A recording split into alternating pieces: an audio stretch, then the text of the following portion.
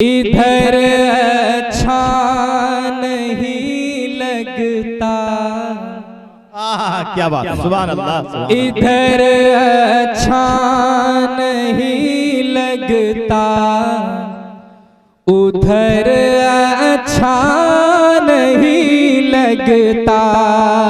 قاضی شریعت دارالقضاء دربھنگا حضرت مولانا ارشد رحمانی صاحب دامت برکاتہم سے مؤدبانہ التماس کرتے ہیں، گزارش کرتے ہیں کہ حضرت والا آئیں اور مواعظ حسنہ سے ہم سامعین کو مستفیض فرمائیں۔ السلام علیکم ورحمۃ اللہ وبرکاتہ۔ بسم اللہ الرحمن الرحیم وبہ نستعین والصلاة والسلام علی سیدنا محمد وعلی آلہ وصحبہ اجمعین، اما بعد فاعوذ باللہ من الشیطان الرجیم۔ بسم اللہ الرحمن الرحیم۔ الرحمن علم القرآن، وقال النبی صلی اللہ علیہ وسلم کن عالما او متعلما او محبا او مستمعا ولا تکن خامسا فتہلک، او کما قال النبی صلی اللہ علیہ وسلم۔ حضرات علماء، بزرگوں، نوجوان دوستوں اور پردہ میں بیٹھی میری ماں اور بہنوں، مجھے چند منٹ آپ کے قیمتی لینے ہیں اور اس امید کے ساتھ لینے ہیں کہ کم از کم جتنے لوگ یہاں بیٹھے ہیں وہ عمل کے ارادے سے میری باتوں کو سن لیں۔ ارادہ آپ لوگ عمل کا کیے ہوئے ہیں پہلے سے، عمل کا ارادہ ہے نا بھائی جو لوگ بیٹھے ہوئے ہیں؟ انشاءاللہ چند باتیں آپ کا یہاں اجتماع اور اپنی نیندوں کو حرام کر کے یہاں بیٹھنا دین کی نسبت پر ہے، مدرسے کی نسبت پر ہے، مکتب کی نسبت پر ہے، قرآن کی نسبت پر ہے، تعلیم کی نسبت پر ہے۔ اگر آپ کے دلوں میں اخلاص ہے، اور یقیناً اخلاص ہے چونکہ آپ نے اپنے قیمتی وقت کو خالی کیا ہے، تو مجھے یقین ہے کہ اللہ تعالیٰ آپ کے اس بیٹھنے کو آپ کی نجات کا، مغفرت کا ذریعہ بنائے۔ اور ایک بات اچھی طرح ذہن میں رکھیے کہ زندگی میں تبدیلی اسی وقت آتی ہے جب انسان کچھ کرنے کا ارادہ کرتا ہے۔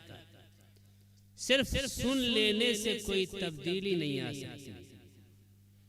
اس لیے مجھے دو تین باتیں تعلیم سے متعلق اور دو باتیں اصلاح معاشرہ سے متعلق آپ سے کہنی ہیں۔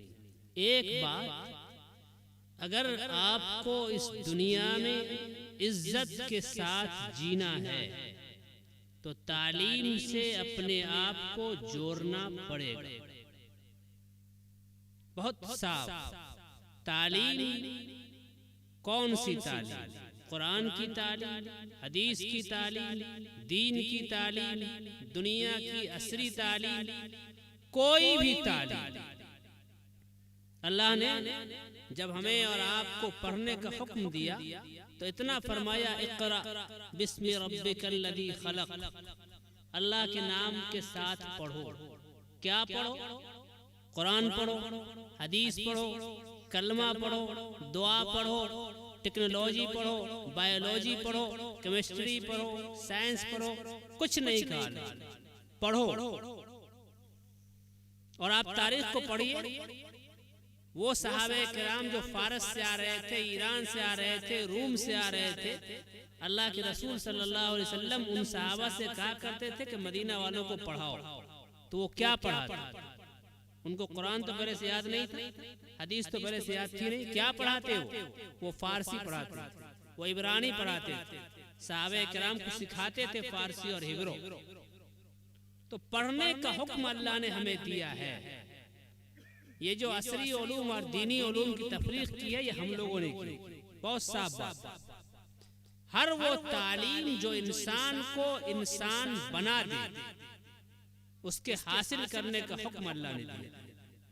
اور بحیثیت مومن ہم سبوں کی ذمہ داری ہے کہ ہم پہلے وہ تعلیم حاصل کریں جس سے ہم مسلمان باقی رہ سکیں۔ بہت صاف، آج ہمارے ڈاکٹرز بہت کم ہیں، ہمارے سائنٹسٹ بہت کم ہیں، ہمارے انجینئر بہت کم ہیں، ہمارے IAS اور IPS بہت کم ہیں، اور جو ہیں بھی تو وہ مسلمان نہیں۔ سمجھیے ان باتوں۔ ڈاکٹر جو مسلمان ہوگا وہ مخلوق کی خدمت کرے گا، وہ غریبوں کی فیس معاف کرے گا، وہ محتاجوں کی رعایت کرے گا، وہ زخمیوں کا فری علاج کر دے گا ضرورت پڑنے پر۔ لیکن آج جو مسلم ڈاکٹرز ہیں بھی دال میں نمک کے برابر، تو ان کے پاس آپ جائیے تو وہ کہیں گے میرا باپ بھی آئے گا تو فیس معاف نہیں کریں گے، ہم نے جو پڑھنے میں 10 لاکھ خرچہ کیا ایسے کیا۔ تو اس کا مطلب ہے کہ وہ ڈاکٹر تو ہے لیکن مسلمان نہیں۔ تو ہمیں اپنے بچوں کو ڈاکٹر بنانا ہے، بہت ضرورت ہے اس ملت۔ IAS بنانا ہے، بڑی ضرورت ہے اس ملت کی۔ اگر آپ کی آبادی اس ملک میں 17% ہے تو ہر 100 DM میں 17 DM تو آپ کا ہونا چاہیے نا۔ لیکن آج کتنے ہندوستان میں DM آپ کے؟ ہم کو DM چاہیے، ہم کو SP چاہیے، ہماری ملت کی ضرورت ہے۔ سیاست کے میدان میں ہماری کتنی نمائندگی، وہاں بھی ہماری حصہ داری نمایاں ہونی چاہیے، نہیں ہونی چاہیے۔ لیکن آپ سیاست داں بنے، ڈاکٹر بنے، MBBS IAS بنے، IPS بنے، اس سے پہلے آپ کو ان مکتبوں میں بیٹھ کر مسلمان بننا پڑے گا۔ اپنے بچوں کو پہلے مسلمان بنائیے، یہی بنیاد ہے ان مکاتب کے، ان مدارس کے قائم کرنے کی۔ اور اگر ہم لوگوں نے اس کو نہیں سمجھا تو آنے والی ہماری نسلیں مسلمان باقی رہیں گی یا نہیں، اس کی کوئی ضمانت نہیں۔ اس نظریے سے آپ ان مکتبوں کو دیکھیے، ان مدرسوں کو دیکھیے تو آپ کے دل میں اس کی محبت اجاگر ہوگی۔ اور میرے بھائی، آج ہم لوگ جس ملک میں زندگی گزار رہے ہیں وہاں نئی قومی تعلیمی پالیسی کی ایسی مصیبت لائی گئی ہے جس کا مقصد ہی یہ ہے کہ آپ کے بچوں کو سب کچھ رکھا جائے لیکن مسلمان نہ رہنے دیا، اسے مشرک بنا دیا، اسے مرتد بنا دیا۔ آپ کو ان پالیسیوں سے لڑنا ہے۔ آپ تو اتنے بے فکر ہیں کہ آپ کے بچوں کو اسکول میں کیا پڑھایا گیا پوچھنے کی فرصت بھی آپ کو نہیں ملتی۔ تو اپنے بچوں کو اگر مسلمان باقی رکھنا ہے تو پھر ان مکتبوں کو آباد رکھیے، اسے اسکول کے وقت سے پہلے مدرسوں میں بھیجیے، اسکول سے آنے کے بعد بھی مکتب میں بھیجیے تاکہ ذہن صاف ہو کر جائے، اور وہاں اگر کچھ ذہن گندا ہوا ہے تو پھر اس کی صفائی ہو جائے۔ یہ ہم سب کی بنیادی ذمہ داری ہے۔ ارتداد کی جو ہوائیں اسکول اور کالج سے، کوچنگ سینٹروں سے چل رہی ہیں، اگر اس کو ختم کرنا ہے تو مکتب کے نظام کو مضبوط کرنا ہوگا۔ مجھے خوشی ہے کہ اس مکتب میں بچیوں کی تعلیم کا نظم ہے۔ بچیوں کی تعلیم اس لیے بھی ضروری ہے کہ آج اس ملک میں اسلام اور شریعت اسلامی کے خلاف جتنے فتنے اٹھ رہے ہیں ان تمام فتنوں میں ہماری ماؤں اور بہنوں کا سہارا لیا جائے۔ آج ہماری بیٹیاں اسٹیج پر آ کر اور ٹی وی چینلوں پر آ کر کہہ رہی ہے کہ اس حجاب اور نقاب نے ہمیں تعلیم کی راہ سے روک دیا۔ وہ کون بیٹیاں ہیں؟ وہ وہی بیٹیاں ہیں جن کو ہم نے نہیں سکھایا کہ یہ دوپٹہ جو تمہارے سروں پر ہے یہ کپڑے کا ٹکڑا نہیں ہے، یہ اللہ کا دیا ہوا عظیم تحفہ ہے جس نے تمہارے حسن کو، تمہاری خوبصورتی کو، تمہاری زندگی کو سجا کر سنوار کر رکھا۔ تم اس کپڑے کو، اس دوپٹے کو کپڑے کا ٹکڑا مت سمجھو، اللہ کا عظیم تحفہ سمجھو۔ اگر ہم نے سمجھا دیا ہوتا اپنی بیٹی کو تو اس پردے کے خلاف نہیں بولتی۔ جب ہماری بچیاں اسلام کو سمجھیں گی، شریعت کو سمجھیں گی تو ایک خاندان کو وہ سمجھا سکیں گی۔ اس لیے بھی بچیوں کی تعلیم بہت ضروری ہے۔ آج گھروں کے جتنے جھگڑے ہوتے ہیں وہ ہماری بچیوں کے، شوہر کے حقوق کے نہ سمجھنے کی وجہ سے ہوتے ہیں۔ اگر ہماری بچیاں تعلیم یافتہ ہوں گی تو گھروں کا ماحول خوشگوار ہوگا، جنت نما ہوگا۔ فاطمۃ الزہرا کے ساتھ جتنی تکلیفیں ہوئی، آج تو نل کھولیے اور پانی مل جاتا ہے۔ فاطمہ جیسی خاتون کو کتنی دور سے پانی لانا پڑتا، کبھی شکایت کیا ابا جان سے؟ کبھی نہیں کیا۔ کیوں؟ تربیت ایسی تھی کہ شکایت کرنے کی ہمت نہیں۔ آج ہماری بیٹیوں کو تھوڑی تکلیف ہو جائے فوراً فون کر دیا، ابا کہاں شادی کر دیا، بھکمنگا کے گھرانے میں، سب کچھ ہمیں کو کرنا پڑتا۔ باپ بھی آستین سمیٹتا اور پہنچ جاتا ہے لڑنے کے لیے۔ بچیوں کی تربیت بہت ضروری ہے، اس لیے اپنی بچیوں کی تربیت پر دگنی توجہ دیجیے۔ 1 گنا بیٹے پر اور 2 گنا بیٹیوں پر دیجیے۔ ایک بات جو مجھے کہنی تھی، یہ بہت ضروری تھی، اور بچیوں کی اعلیٰ تعلیم کے تعلق سے ایک بات کہہ دوں کہ آج اس ملک کے کرناٹک میں جو ناٹک ہوا وہ آپ لوگ جانتے ہیں؟ جانتے کہ نہیں جانتے؟ بولیے نا۔ آپ کی بیٹی کو سر سے دوپٹہ اتارنے پر مجبور کیا گیا، لیکن قربان جائیے ایک بیٹی پر جس نے پوری ملت کی لاج رکھ دی، اور اس نے مجمع عام سے یہ کہہ دیا کہ محمد رسول اللہ کی ماننے والی دنیا کی ہر چیز چھوڑ سکتی ہے لیکن پردے کے معاملے میں سمجھوتا نہیں کر سکتی۔ تو اگر اپنی بچیوں کے حجاب کو، پردے کو باقی رکھنا ہے تو اگر آپ 2-4 لاکھ 10 لاکھ خرچہ کر کے جلسہ کر سکتے ہیں تو +2 کا اسکول کیوں نہیں قائم کر سکتے؟ تحریک چلائیے اپنی بچیوں اور صرف بچیوں کی تعلیم کے لیے، +2 کے اسکول اور کالج بنانے کی کوشش کیجیے۔ آپ بیساکھی پر چلنے والے نہیں ہیں، آپ دوسروں کو سہارا دینے کے لیے آئے۔ آپ ایسے تعلیمی ادارے قائم کیجئے کہ لوگ آپ کے محتاج رہیں، آپ حکومت سے بھیک مت مانگیں۔ یہ میری اہم بات تھی، اور چونکہ بچیاں ہماری بہت تیزی کے ساتھ مرتد ہو رہی ہیں، غیروں کے ساتھ جا رہی ہیں، ان کے ایمان کی حفاظت کے لیے اپنے ادارے قائم کیجئے، اپنے کوچنگ سینٹر قائم کیجئے، اپنے تعلیمی ادارے رہیں گے، ہماری بچیاں ان کی عزت محفوظ رہیں گی، ان کا پردہ محفوظ رہے گا۔ ایک بات جو مجھے تعلیم کے تعلق سے کرنی تھی، اور دوسری بات معاشرے کی اصلاح کے تعلق سے۔ آج ہم لوگ پوری دنیا کے اصلاح کرنے کی فکر کرتے ہیں، لیکن اپنی باری آتی ہے تو خاموش ہو۔ اللہ کے رسول صلی اللہ علیہ وسلم کے پاس ایک یہودی خاتون کا مقدمہ آیا، کیا فاطمہ بنت قیس نے چوری کر لی۔ تو اللہ کے رسول سے کہا گیا کہ چور کی سزا کیا ہے؟ آپ نے فرمایا، قرآن نے اعلان کر دیا فَقْطَعُوا أَيْدِيَهُمْ، چور کو، چورنی کو اگر پکڑی جائے تو ہاتھ کاٹ دو۔ تو لوگوں نے کہا کہ سردار کی بیٹی ہے، کوئی دوسری سزا تجویز کر دیجیے۔ تو اللہ کے رسول صلی اللہ علیہ وسلم کا چہرہ انور سرخ، اور آپ نے فرمایا، او لوگوں سنو، یہ تو سردار کی بیٹی فاطمہ ہے، اگر محمد رسول اللہ کی بیٹی فاطمہ بھی ہوتی تو اس کا بھی ہاتھ کاٹا جاتا۔ حضرت عمر سے شکایت کی گئی کہ تمہارے بیٹے نے شراب کے نشے میں فلاں عورت سے زنا کر لیا۔ حضرت عمر نے کہا بلاؤ اس کو۔ دربار عمر میں کوڑے لگائے گئے۔ یہ نہیں کہا کہ میرا بیٹا ہے تو کسی طرح بچا لیں گے۔ آج اگر آپ کو معلوم ہو جائے کہ آپ کے بیٹے نے چوری کیا، زنا کیا، شراب پیا، تو آپ سزا دیں گے؟ اپنا بیٹا ہے، پوری طاقت لگا دیجیے گا کسی طرح معاملہ دب جائے۔ لیکن وہ تو عمر تھے، بیٹا تھا، بچانے کی کوشش کرتے، کوئی دوسری سزا دے دیتے۔ کہا نہیں، بلاؤ۔ بلایا گیا اور کوڑے برسانے شروع ہو گئے۔ جب بیٹے کی جان جانے کو تھی تو کیا کہا؟ بیٹا جا، اللہ کے دربار میں حاضر ہوگا تو کہنا کہ میں نے عمر کو انصاف کرتے ہوئے دیکھا۔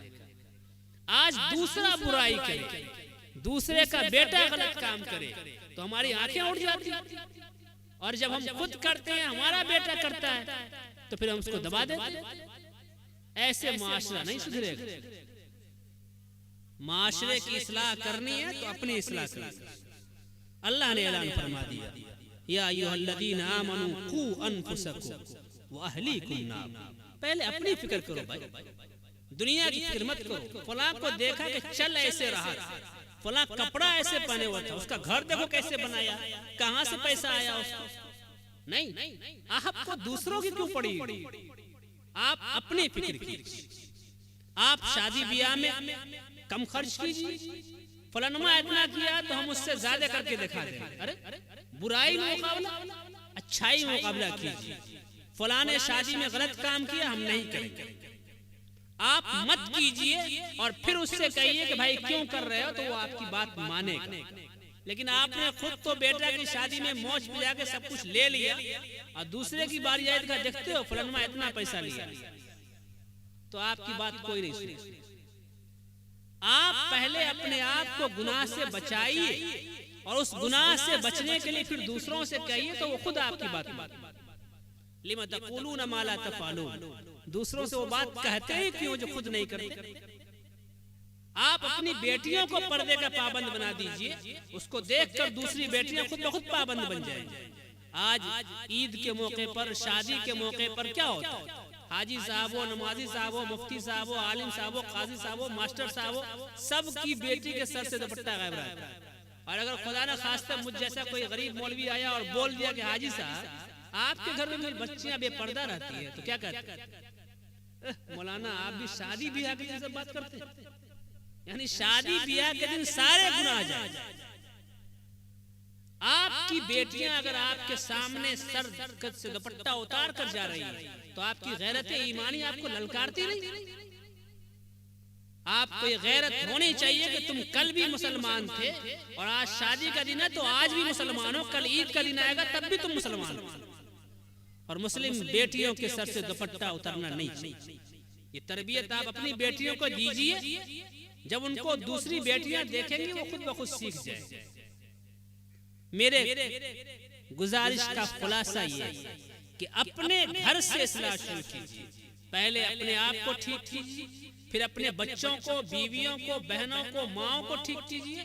دوسرے لوگ انشاءاللہ آپ کے عمل کو دیکھ کر خود بخود ٹھیک ہو جائیں گے. اور یاد رکھیے اسلام پورے عالم میں پھیلا، مسلمانوں کے اخلاق و عمل سے پھیلا ہے، تقریر سے نہیں پھیلا ہے، کہنے سے نہیں کرنے سے پھیلا ہے.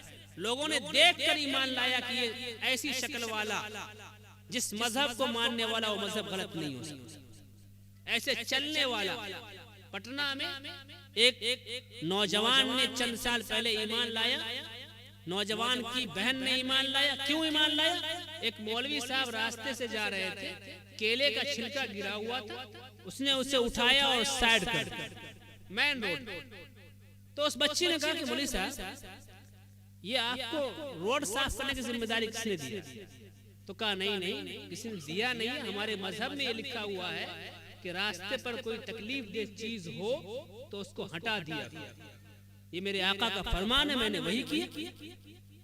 اب یہ چھوٹی سی بات لیکن اس کے دل میں ایسی گھسی کہ اس نے کہا کہ جس مذہب میں راستے تک کی صفائی کا حکم دیا گیا وہ مذہب غلط نہیں ہو. تو وہ آ کر کے ایمان لائی. ابھی چند سال پہلے کی بات ہے، میں پٹنہ میں پڑھ رہا تھا. آپ کا عمل لوگوں کے دلوں کو ٹھوکر لگاتا ہے، اس لیے آپ عملی مسلمان بن جائیں. عملی طور پر اپنے آپ کو ٹھیک کر لیجئے، دنیا انشاءاللہ آپ کو دیکھ کر ٹھیک ہو جائے گی.